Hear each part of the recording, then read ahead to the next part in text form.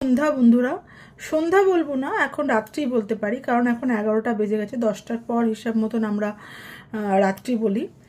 যাই হোক, সেসব কথা পরে হবে, কিন্তু আসল কথা হচ্ছে এইটাই যে রাত্রি হয়ে গেছে, এখন তাড়াতাড়ি করে ঘুমিয়ে পড়তে হবে। আজকে তো রবিবার ছিল, যাদের যাদের ছুটি ছিল তারা ছুটি পালন করেছেন, কিন্তু রাস্তায় আজকে যারা না বেরিয়েছেন তাদের জন্যই মঙ্গল, কারণ আজকে রাস্তায় মারাত্মক জ্যাম।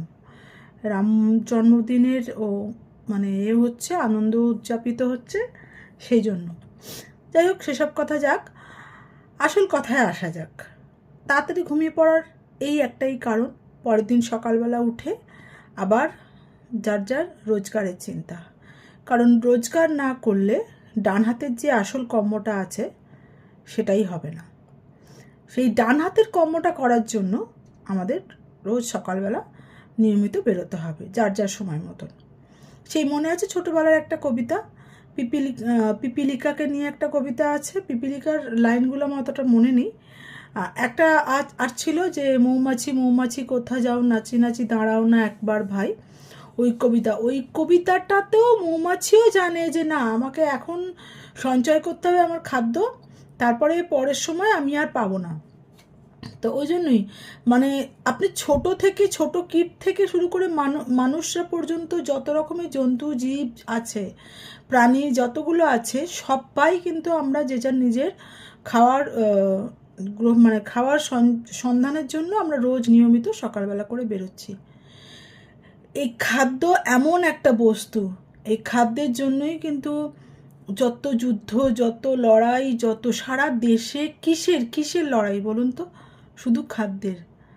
ক্ষমতার লড়াই তো বটেই, কিন্তু ক্ষমতা কেন? ক্ষমতাটা পাচ্ছে কোনো একটা কমিউনিটি বা কোনো একজন মানুষ ক্ষমতা নেওয়ার চেষ্টা করছে, কারণ হচ্ছে গিয়ে সেখানে একটা মানুষ তো না, একটা গোষ্ঠী হিসাবেই হয় কমিউনিটি।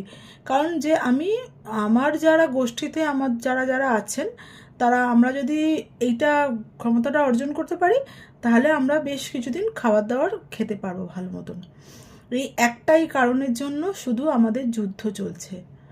প্রতিদিন প্রতিনিয়ত আমরা যে যার প্রান্ত থেকে যেভাবে পারছি যুদ্ধ করে যাচ্ছি।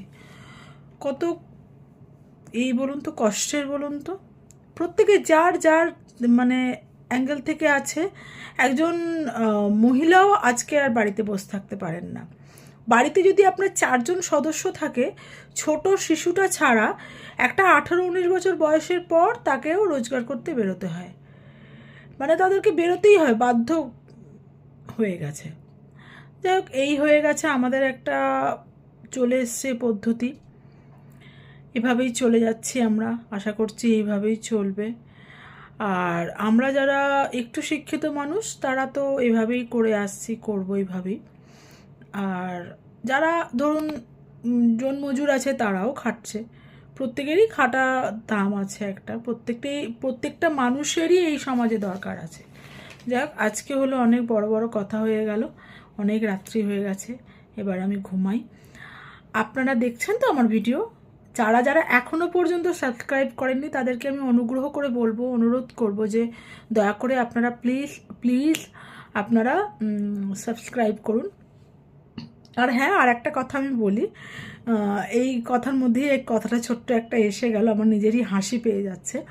সেটা হচ্ছে, এই যে আপনারা এতদিন নিশ্চয়ই লক্ষ্য করেছেন, আমার একটা শয়ে দোষ আছে, মানে আমি বললে ওটা আমার উজ্জ হয়ে যায়, মানে সাইলেন্ট হয়ে যায়। সো ওটা হচ্ছে আমার ইনবর্ন একটা সমস্যা।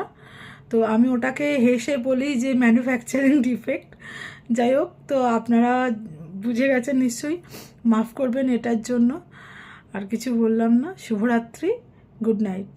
ভালো থাকবেন, ভালো রাখবেন, সুস্থ থাকবেন। খুব গরম আসছে, খাবার দাবার সুস্থভাবে করবেন। পান্তা ভাত খান, পরিষ্কার পান্তা ভাত খান, বাঙালির প্রিয় খাদ্য পান্তা ভাত খান। আসছি, রাখলাম।